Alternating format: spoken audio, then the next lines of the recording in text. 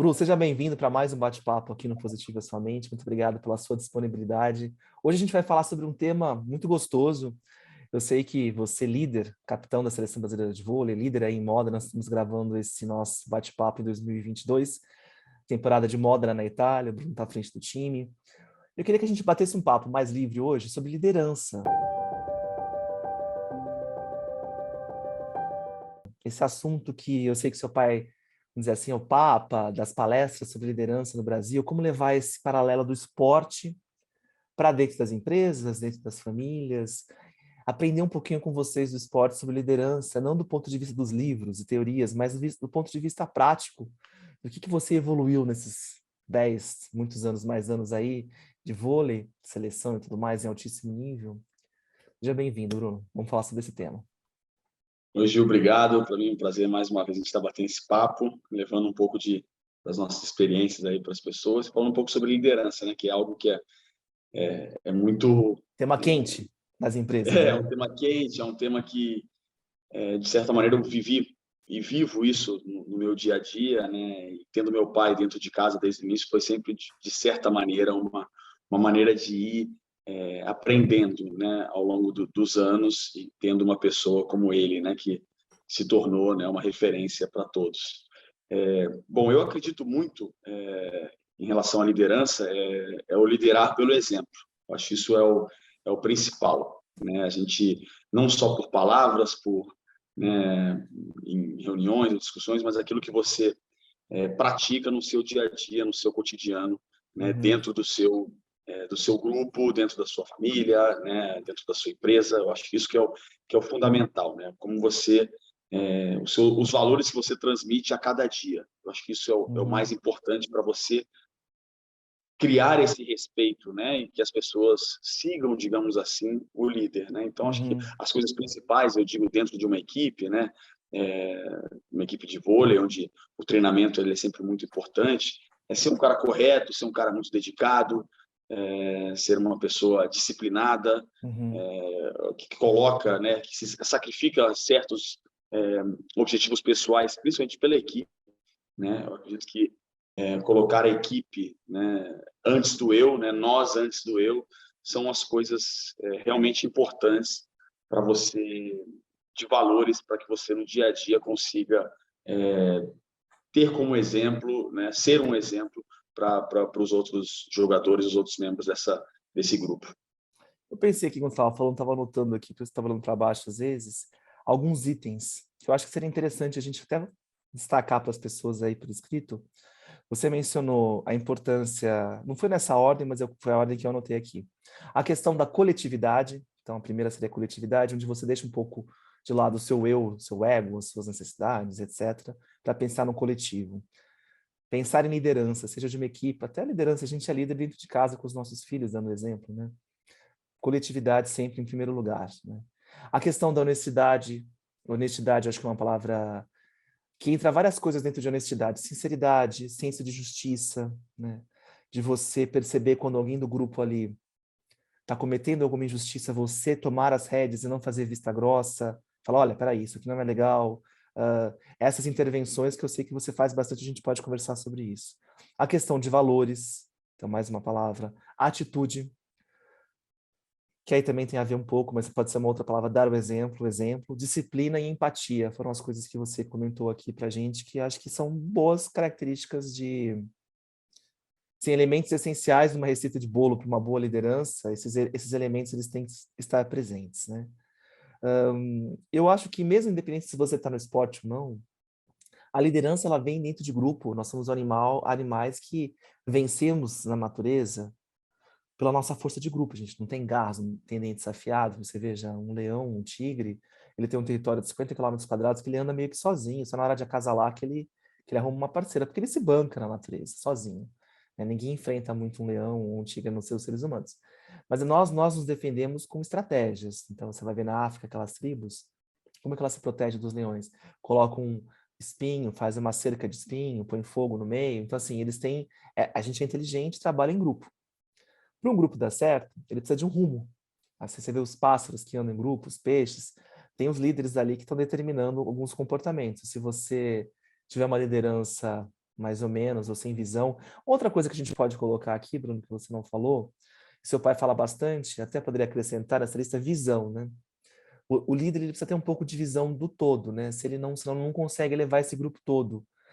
As pessoas que estão no grupo, ele tem as visões das partes, mas o líder, ele tem que ter a visão do todo. Se ele não tiver a visão do todo, como é que ele vai encaminhar, né? O líder, ele encaminha, ele direciona. Você precisa ter uma boa visão do todo. Nesses anos todos, Bruno, o que você acha que você foi mudando no seu estilo de liderança, né? Se comparar com o Bruno que começou. Não sei qual que foi o seu primeiro momento de ser capitão de um time, se você lembrar e puder contar pra gente. E algumas reflexões de desafios que você viveu naquela temporada que você foi capitão do seu time. E como isso foi evoluindo. Vamos falar um pouquinho sobre isso para mostrar que a liderança também ela pode ser aprendida, ela pode ter evolução.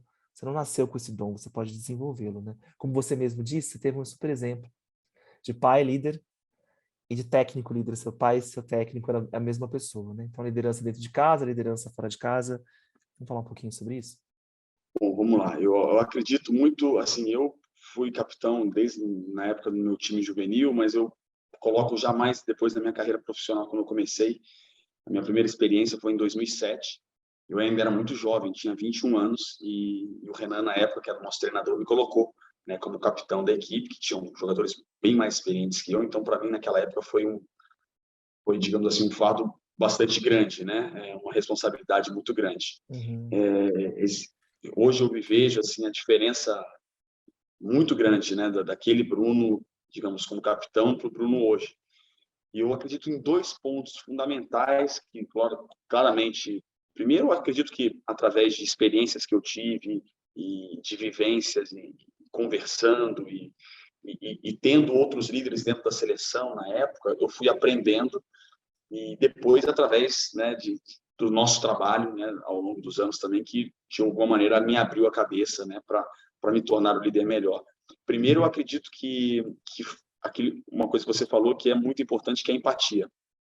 Porque no início eu tinha um pouco mais de julgamento, né? E assim, eu acreditava era uma liderança um pouco mais crua, digamos assim, né? Era pelo exemplo, então eu era o cara que dava o máximo que eu podia dentro de quadra, né?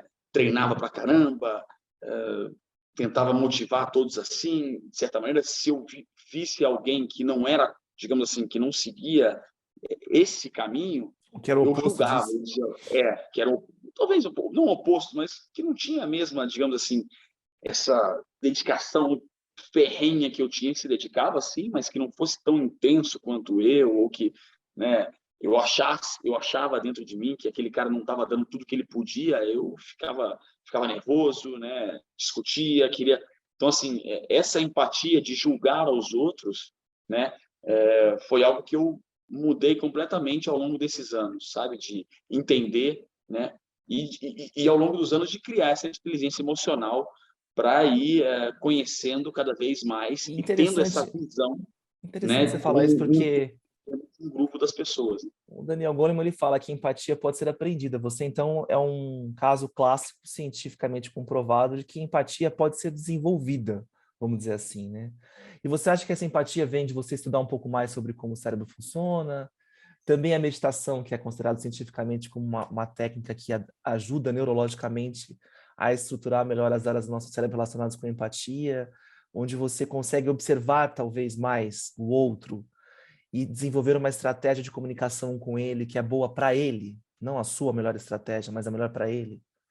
Com certeza, foram exatamente esses pontos que eu acredito que melhoraram o meu, a minha comunicação dentro de um grupo, a minha visão para cada, né, digamos assim, para cada atleta dentro do grupo, cada membro, e conseguir ter esse tipo de aproximação muito melhor e criar essa relação muito mais, digamos assim, leal dentro de um grupo, né? Eu acredito que as ferramentas como meditação, como entender cada vez mais seu cérebro, então estudar isso, né, foram as coisas que me ajudaram a abrir um pouco mais, né, a minha cabeça, de julgar menos, de entender que cada um de nós tem, né, o seu tipo de personalidade ou de vivência, E que né? existe uma comunicação ideal para cada tipo de pessoa, né? Não existe comunicação que funciona para todo mundo, né?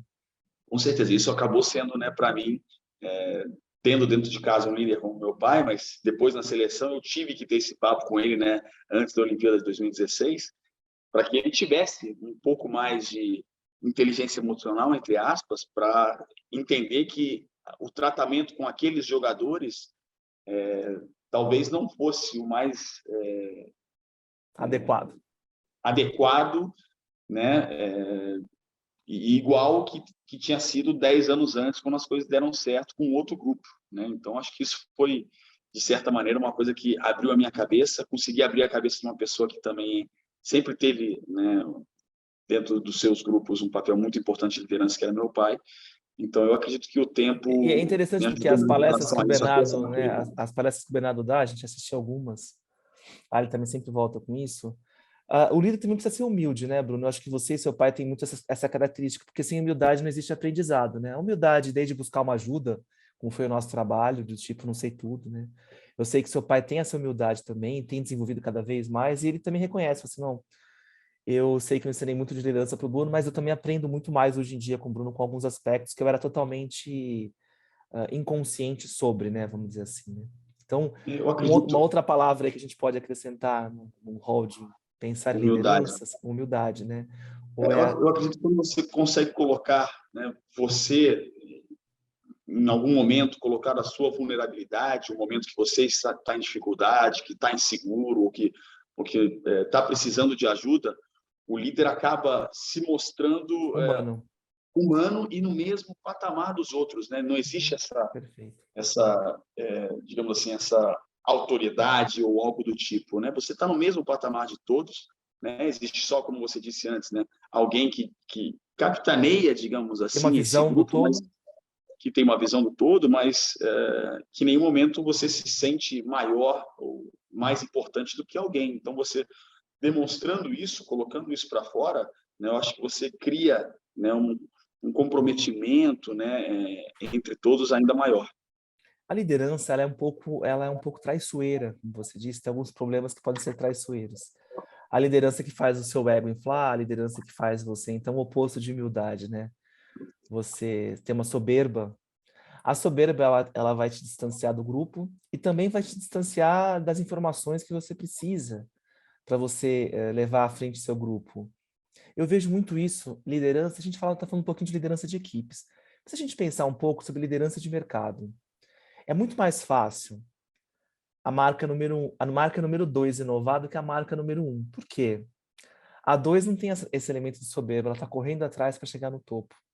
Então, quando a gente fala de marcas em crescimento no mercado, estratégias de mercado, ser líder de mercado é um desafio. Aí você, inclusive, colocou um stories hoje que fala assim, o diabo visita você quando você está no topo, na liderança. Mas é isso, eu não diria essa palavra diabo, mas eu diria que você está mais vulnerável aos tropeços que vão te jogar lá de cima.